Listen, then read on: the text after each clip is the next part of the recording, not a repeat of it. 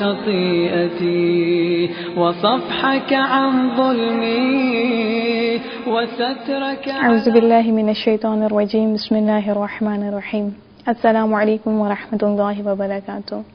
انشاءاللہ کہ میرے ننھے دوست اور ننھے عزیزان بالکل ٹھیک ٹھاک اور خیریت سے ہوں گے. میں آج آپ کو امام حسین علیہ السلام کے شجاع ترین بھائی حضرت عباس علیہ السلام کے بارے میں بتاؤں گی. حضرت عباس علیہ السلام 4 شعبان سن 26 ہجری کو مدینہ منورہ میں پیدا ہوئے، اور یہ وہ علی علیہ السلام کے وہ بیٹے ہیں جن کو امام علی علیہ السلام نے خصوصاً خداوند متعال سے امام حسین علیہ السلام کی نصرت اور مدد کے لیے مانگا تھا. حضرت عباس کے حوالے سے کہ ان کی والدہ ام البنین تھیں، اس حوالے سے ایک واقعہ بہت مشہور ہے کہ امام علی علیہ السلام جب جناب زہرا سلام اللہ علیہا کی وفات ہو گئی تو امام علی علیہ السلام نے جناب عقیل سے کہا کہ عقیل، مجھے ایک ایسی خاتون کے بارے میں بتاؤ کہ جس کا خاندان بہت شجاع ہو، اور مجھے اس سے ایک ایسے ہی بیٹے کی توقع ہے کہ جو میرے حسین کی مدد کر سکے. بس جناب عقیل نے ام البنین کے خاندان کے بارے میں بتایا اور امام علی علیہ السلام نے ام البنین سے شادی کی. حضرت عباس علیہ السلام کی شجاعت اور ان کی سخاوت کے حوالے سے بہت زیادہ آپ لوگوں نے سنا ہوگا، لیکن حضرت عباس علیہ السلام ایک بہت بڑے عارف اور زاہد بھی تھے.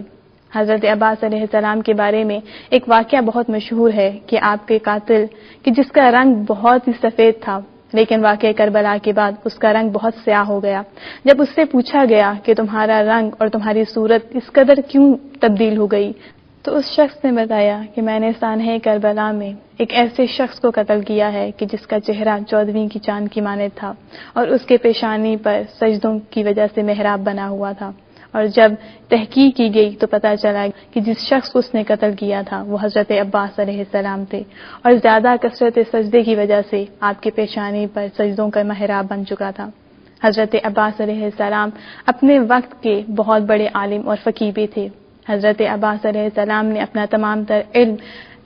امام علی علیہ السلام، امام حسن علیہ السلام اور امام حسین علیہ السلام سے سیکھا، جو خود علم کے بے بہا سمندر تھے.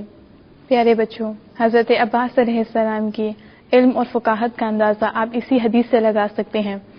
کہ حدیث میں ارشاد ہوا کہ جو شخص بھی خداوند متعال کے لیے 40 روز تک خالصتاً کوئی کام انجام دیتا ہے تو اس کے دل اور زبان سے علم و حکمت کے چشمے پھوٹتے ہیں. تو بس دیکھیے کہ حضرت عباس علیہ السلام کہ جن کا ہر کام خداوند متعال کی رضا اور خوشنودی کے لیے تھا، ان کے علم کا کیا اندازہ ہوگا. حضرت عباس علیہ السلام کی ایک اور خصوصیت یہ بھی ہے کہ حضرت عباس اگرچہ کہ چہاردہ معصومین میں شامل نہیں ہوتے، لیکن آپ عصمت کے درجے تک فائز تھے. حضرت عباس علیہ السلام کی عصمت و طہارت کا اندازہ آپ اسی بات سے لگا سکتے ہیں کہ ہمارے چھٹے معصوم امام زین العابدین علیہ السلام نے جب واقعہ کربلا کے بعد آئے تو آپ نے امام حسین علیہ السلام کو دفنانے کے علاوہ حضرت عباس علیہ السلام کو خود دفنایا، کہ ایک معصوم خود اپنے چچا حضرت عباس کو دفناتے ہیں. حضرت عباس علیہ السلام کے القابات میں سے ایک لقب باب الحوائج بھی ہے، اور آپ کو باب الحوائج اس لیے کہتے ہیں کہ آپ کے در سے کوئی بھی خالی ہاتھ نہیں پلٹتا. حضرت عباس کے بہت سے معجزات ہیں، لیکن ان میں سے ایک معجزہ آپ لوگوں کے لیے بیان کرنا چاہوں گی کہ ایک دفعہ ایک شخص کہتا ہے کہ میں حضرت عباس کے روزے پر کافی دنوں سے آ رہا تھا اور اپنی حاجات کو طلب کر رہا تھا، لیکن حضرت عباس علیہ السلام کی طرف سے کوئی جواب نہ آیا. لیکن میں وہاں پر حرم میں کھڑا ہی تھا کہ ایک بچہ کہ جو فالج کی وجہ سے مریض تھا اور چل نہیں سکتا تھا، اچانک اس کے چیخنے چلانے کی آوازیں آئیں، اور اس بچے نے کہا کہ حضرت عباس علیہ السلام نے مجھے شفا دے دی. اس شخص نے حضرت عباس سے شکایت کی اور کہا کہ یا ابوالفضل عباس، میں جو اتنے عرصے سے آپ کے سامنے اپنی حاجات کو لا رہا ہوں، لیکن آپ نے میری حاجات کا کوئی جواب نہیں دیا. وہ شخص شکایت کر کے وہاں سے چلا گیا، لیکن جب رات ہوئی تو اسے اپنی اس غلطی کا احساس ہوا اور دوبارہ حرم ابوالفضل عباس میں آیا اور آپ سے معذرت چاہی. اس وقت کہ جب وہ معافی مانگ رہا تھا، ایک شخص وہاں پر آیا اور اس شخص کو مخاطب کر کے کہا کہ یہ حضرت ابوالفضل عباس نے تمہیں 2 تھیلیاں دی ہیں کہ جس سے تم ایک مکان بنوا لینا اور دوسرے سے حج کر لینا. اور وہ شخص کہتا ہے کہ یہی 2 میری حاجات تھیں.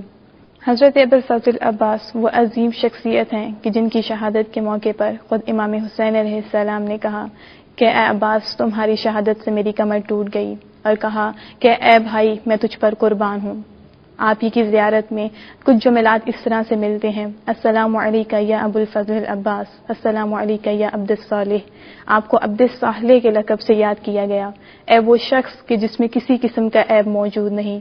حضرت عباس علیہ السلام کو یہ لقب کیوں ملا؟ اس لیے کہ حضرت عباس نے اپنے امام وقت کی صدائے استغاثہ حل من ناصر ینصرنا پر لبیک کہا۔ پیارے بچوں، ہمیں بھی آج اپنے وقت کے امام کی صدائے استغاثہ پر کہ جو حل من ناصر ینصرنا کہ ہے کوئی جو میری مدد کرے، اس پر لبیک کہنی ہے۔ آج ہم نے بھی وفاداری کا ثبوت دینا ہے، لیکن اس سے پہلے کہ جب امام آئیں اور ہمیں اپنی مدد و نصرت کے لیے بلائیں، اس سے پہلے کہ وہ آئیں ہمیں اپنے اوپر کام کرنا ہوگا، تاکہ جب ہمارے امام آئیں تو ہم امام علیہ السلام کی مدد و نصرت کے لیے نکل کھڑے ہوں اور ان کے سامنے شہید ہونے والوں میں قرار پائیں۔